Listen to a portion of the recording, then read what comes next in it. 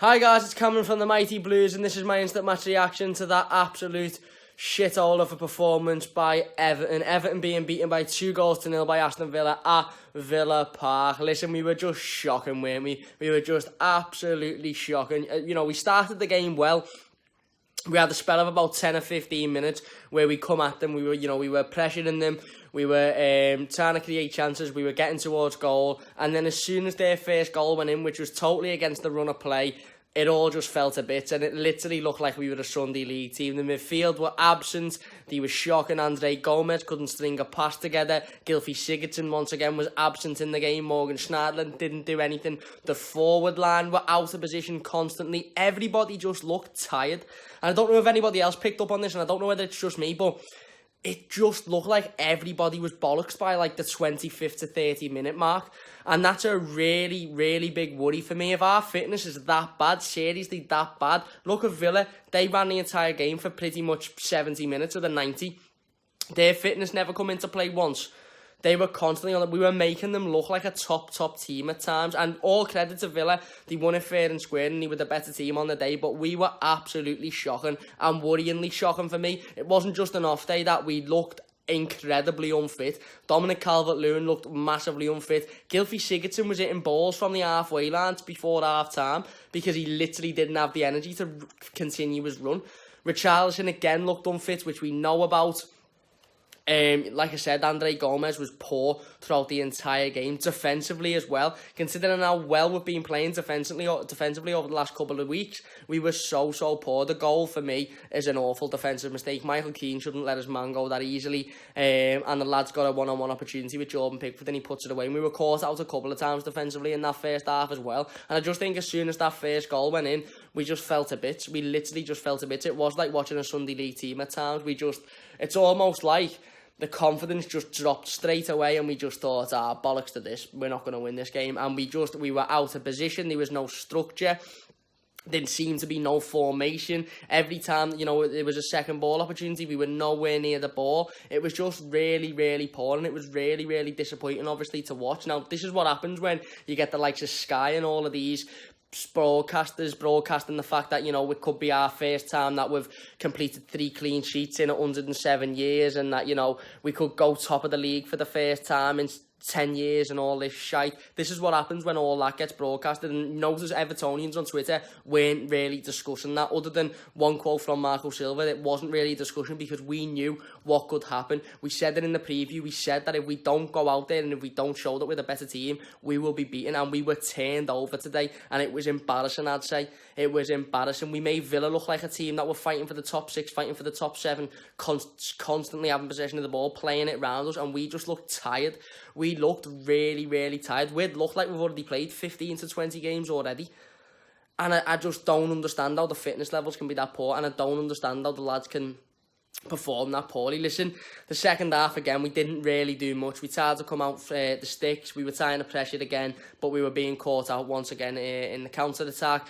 I suppose the couple of positives from the game were Moise Keane and Alex Iwobi coming on, of course. Alex Iwobi going really, really close towards the end, actually hitting the post, which is really, really unlucky.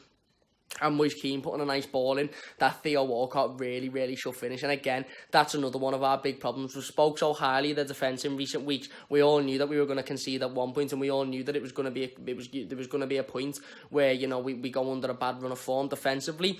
But we needed to be able to make up for that by our play going forward and by creating opportunities and putting them in the back of the net. And once again, we couldn't today. Dominic Calvert-Lewin has one within 20 minutes. It just screams to me, you need to get your head in gear. If you want to be a number 9 for this football club, if you want to be playing week in, week out, it's all Boss doing all the rest of the work. It's Boss doing all the running around, but you need to be putting those in the back of the net because that was a simple opportunity. Yes, he had people in front of him, of course, but he had the time to take the ball down, have a look where he was putting it and, hit it, but he just volleyed it.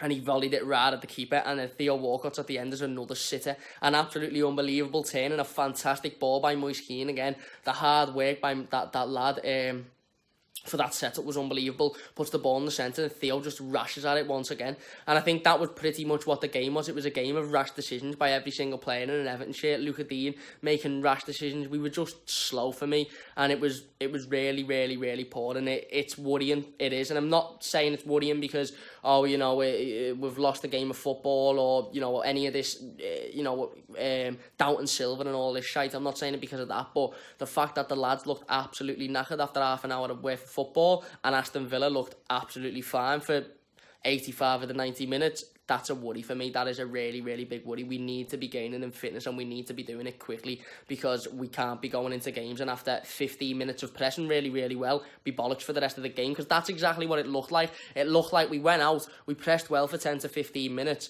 they scored on the break, and you were thinking, well, okay, it's disappointing, it's no clean sheet, but it's on, it's against the run of play, hopefully we can get back into the game. It just looked like the confidence went, and we were just knackered. It's almost like that was the first time the players were able to stop, breathe, and they all just went, I'm fucked here, I can't continue this. And that was it for the rest of the game. It was just a shit show from then on. It really, really was. And you know what? I don't think we can say anything other than a massive, massive disappointment about that. A massive, massive disappointment. And it's shocking. It is shocking, because I really didn't expect that type of performance tonight from the Blues. We knew, of course, that Villa could sneak a victory. We knew, of course, that Villa could win the game. But in that fashion, we were just absolutely outplayed for the majority of the game. We made Villa look like a top 6 team, and we looked like the team that were going to be fighting relegation. We were shocking. We were absolutely shocking. Let's hope that it's just a one-off. But for me, listen, again, even without the awful performance, even without the fitness issues, we're still looking at the main issues that we've been talking about for months now: not finishing our chances, not creating enough chances. We spoke so much last week about how this could be a game where if we don't finish our chances, we could be sitting here at the end of the season going, if only Calvert-Lewin had put that in the back of the net, if only Walker had put that in the back of the net. And again, we're sitting here saying the exact same thing. Obviously, the positives are Iwobi looked decent and Moise Keane looked decent, but I still don't think either of them are ready to start the game of football. But listen, they might have to, because Dominic Calvert-Lewin was poor again, and Gylfi Sigurdsson was poor again for me. Bernard didn't have his best game either. Richarlison's bollocks, mate. Richarlison is knackered. He is absolutely knackered, and the midweek game against Lincoln is going to do that lad so much good, because he's going to actually be able to get a rest. But overall, we were just shocking. We were just really, really bad, weren't we? It's early on in the season. I'm trying not to beat myself up too much about it, but like I said, the biggest worries for me are the fitness and the not being able to put balls in the back of the net. You can sort of forget about the poor performance, and you can use the excuse, it's we're only starting the season and blah blah blah. But that's not going to improve. If Walcott can't put the ball in the back of the net, if Dominic Calvert-Lewin can't put the ball in the back of the net, then we're bollocks between now and the end of the season, aren't we? And if the fitness issues are like that, then the next couple of weeks are going to be a tough couple of weeks for Marco Silva. But anyway, yeah, that's my instant match reaction. Might have ranted a little bit. Leave your thoughts in the comment section down below. Leave a like if you have enjoyed. Cheers for watching. And yeah, shite Everton. Just shite.